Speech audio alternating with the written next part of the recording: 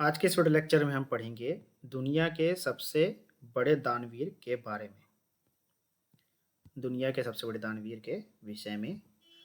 और ये क्यों भी खबरों में है, अभी खबर में इसलिए है क्योंकि हुरून रिसर्च और एडल गिव फाउंडेशन ने एक लिस्ट जारी किया है जो कि 23 जून को जारी हुआ है। और इसमें खुलासा हुआ है कि दुनिया में सबसे ज़्यादा दान देने वालों की लिस्ट में भारत जो है टॉप पर है। पिछले 100 सालों में दुनिया भर के सबसे बड़े दानदाताओं की लिस्ट में टाटा ग्रुप के फाउंडर जमशेदजी टाटा का नाम पहले नंबर पर है।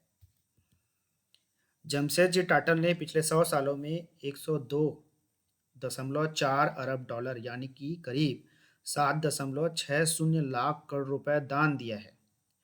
और यह रकम रिलायंस ग्रुप के चेयरमैन मुकेश अंबानी की कुल नेटवर्थ 84 अरब डॉलर यानी कि करीब 6.25 लाख करोड़ रुपए से भी ज़्यादा है।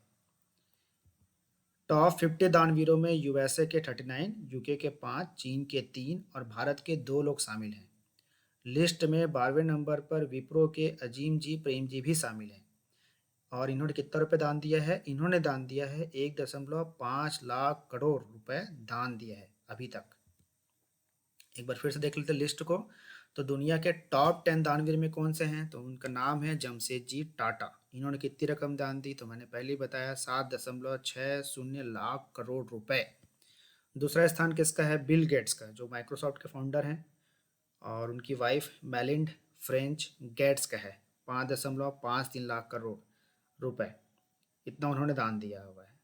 तो इस तरह से टॉप में सबसे कौन है? हमारे जमशेदजी टाटा।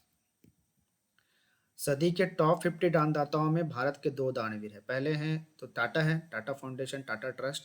और दूसरा है हमारे अजीम जी प्रेम जी फाउंडेशन। इन्होंने 1.5 लाख करोड़ रुपए दान दिया है। और इन्होंने सबसे अधिक दान जो है एजुकेशन और हेल्थ केयर के सेक्टर में दिया है।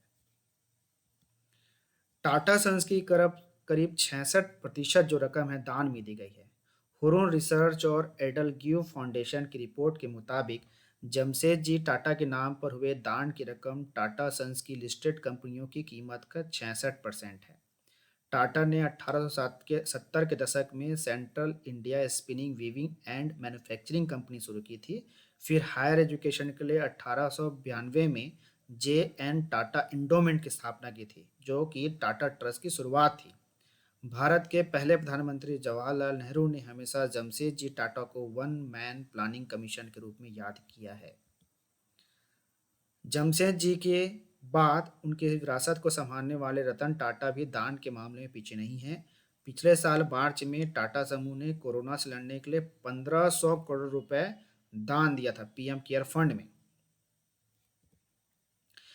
विप्रो अपनी कमाई का 67% दान करता है। और इसका दान के एरिया कहाँ कहाँ है? तो ये स्कूली शिक्षा पर काम करते हैं, जिसकी वैल्यू 1.5 लाख करोड़ रुपए है।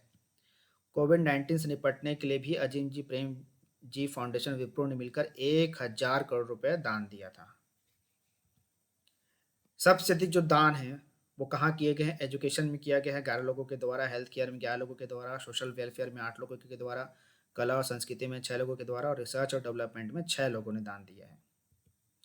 अब एडल गिफ्ट फाउंडेशन क्या करते हैं? एडल गिफ्ट फाउंडेशन एक ये जो है, एक तरह से बोल सकते हैं हम बीच की कड़ी के रूप में काम करते हैं। ये क्या करता है? जो दान दाता है उनसे पैसा लेता है और उन उन एनजीओ को फंडिंग करता है जो वनरेबल चिल्ड्रन, महिलाओं और कम्युनिटीज़ के लिए काम करते हैं।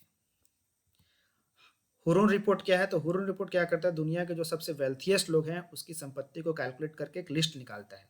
और इसकी स्थापना हुई थी 1998 में लंदन में। लेकिन इसका जो प्रेजेंस है वो चाइना और इंडिया में भी है।